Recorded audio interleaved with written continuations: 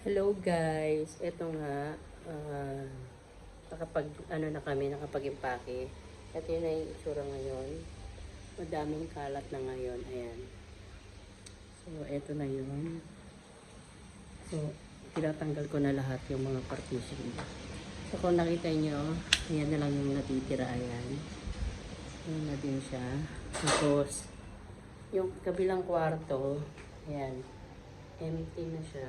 Wala na rin nakatira. Tapos din yan, aalis na rin siya ngayon. Na-empty niya na rin din. And then, yung kabilang kwarto din, is wala na rin siyang laman. Ayan. Kasi, empty na din siya. Ayan. Ayan. Bali, wala nang nakatira dito. Kumbaga, ipapaklearance ko na lang siya.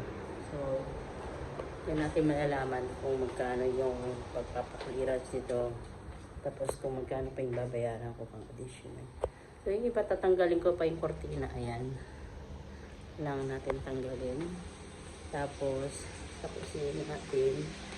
Kasi dito sa kusina may natitira pa kaming kalan. Ayan.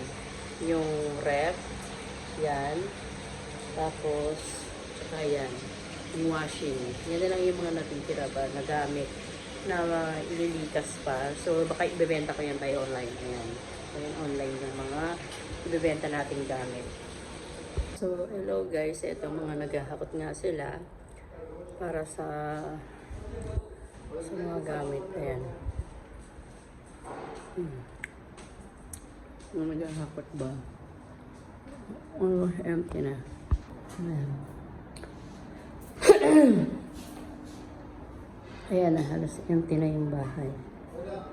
Yes? Okay, finish. No, this is empty.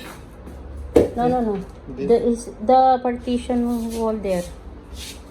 There is. Oh, take it. Take it that one. This one only. So, yan, lahat empty na. Kuha ko na lahat para, ayan. Empty na yung bahay. Ayan. Empty na yan. Mga tulugan na lang talaga. Halos empty na yung buong bahay. Nang iba ko, iba talaga.